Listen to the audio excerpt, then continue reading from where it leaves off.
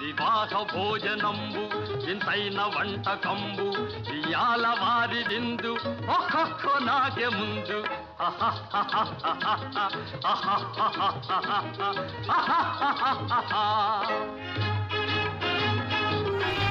దోసకాయ పచ్చడి ఎలా తయారు చేయాలో చూపిస్తాను. వేడివేడి అన్నంలో దోసకాయ పచ్చడి వేసుకొని తింటే ఆహా అనాల్సిందే, అంత బాగుంటుంది దోసకాయ పచ్చడి. ఎలా చేయాలో చూపిస్తాను. ఒక కళాయి పెట్టుకొని నూనె వేసి పచ్చిమిరపకాయలు వేపుకోవాలి. ముందుగా కారం ఎంత కావాలో చూసుకొని అంత పచ్చిమిరపకాయలు ఇలా నూనెలో ఫ్రై చేసుకోవాలి. ఇలా మిరపకాయలు ఎగుతూ ఉంటాయి.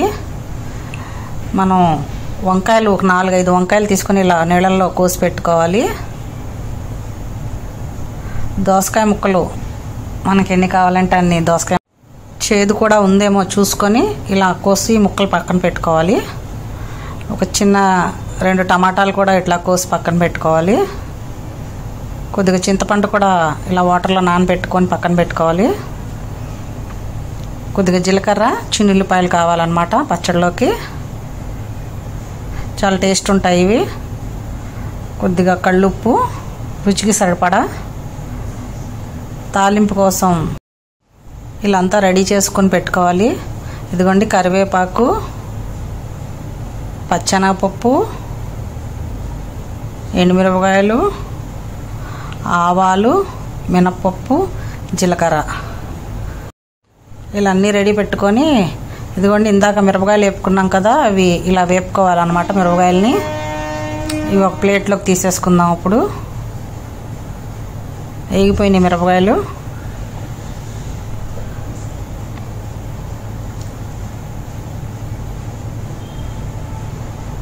ఇప్పుడు ఆ ఆయిల్లోనే వంకాయలు వేసుకోవాలి.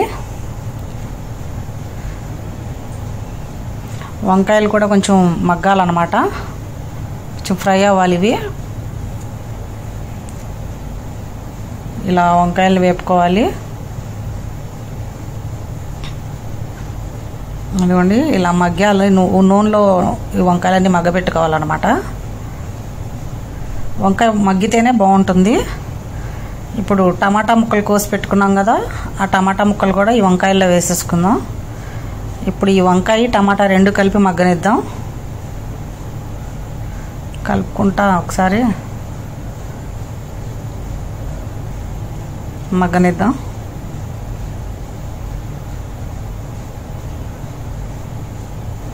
ఇప్పుడు దోసకాయ ముక్కలు కూడా వేసేసుకుందాం.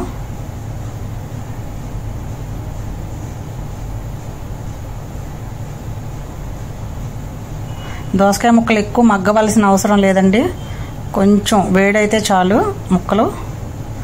కొంతమంది పచ్చి ముక్కలు కూడా వేసుకుంటారు అసలు మగ్గనీయకుండా. ఇదంతా కూడాను కలుపుకొని ఒకసారి స్టవ్ ఆఫ్ చేసేసుకుందాం. చాలు ఇలా మగ్గి. ఇప్పుడు ఇవి చల్లార్చుకుందాం. ఇప్పుడు మిక్సీ జార్లో పచ్చిమిరపకాయలు,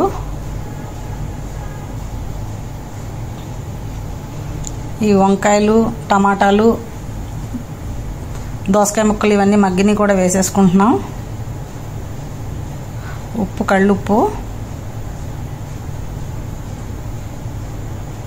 చింతపండు,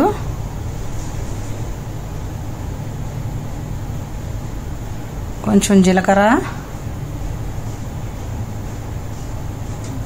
ఇవన్నీ వేసుకొని మిక్సీ పట్టుకోవాలి ఇలాగా. ఇదిగోండి ఇలా కచ్చా పచ్చిగా పట్టుకోవాలి. మరీ మెత్తగా పేస్ట్ లాగా కూడా బాగుండదు. ఇప్పుడు తాలింపు కోసం ఆయిల్ వేసుకొని పచ్చెనగపప్పు కొంచెం ఫ్రై అయిన తర్వాత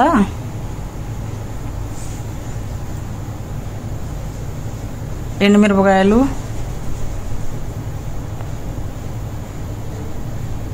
కరివేపాకు, ఆవాలు ఇవన్నీ కూడా వేసేసుకుంటున్నాను. ఇవన్నీ ఒకసారి కలుపుకొని చిన్నుల్లిపాయలు కూడా వేసి వేపుకోవాలి. చట్నీలో చిన్నుల్లిపాయలు చాలా బాగుంటాయి. ఇవన్నీ కొంచెం ఫ్రై అయిన తర్వాత స్టవ్ ఆఫ్ చేసేసుకుందాం. ఇప్పుడు ఈ మిక్సీ పట్టుకున్న చట్నీని ఈ తాలింపులో వేసుకుంటున్నాను. ఇదంతా ఒకసారి కలిపేసుకుంటే ఎంతో రుచిగా ఉండే దోసకాయ పచ్చడి రెడీ. ఒకసారి టేస్ట్ చేసి ఎలా ఉందో చెప్పండి. పుల్ల పుల్లగా చాలా బాగుంటుంది ఈ పచ్చడి. వేడివేడి అన్నంలో నెయ్యి ఉంటే నెయ్యి కూడా వేసుకొని అప్పడాలో వడియాలో వేపుకొని తింటే ఆహా అనాల్సిందే. అంత బాగుంటుంది ఈ దోసకాయ పచ్చడి. ఏమీ అక్కర్లేదు, చికెను మటన్ అవేమీ. ఉత్తి దోసకాయ పచ్చడితోనే కడుపు నిండా అన్నం తినచ్చు. అంత బాగుంటుంది అన్నమాట ఈ పచ్చడి. దోసకాయ పచ్చడి అయితే రెడీ.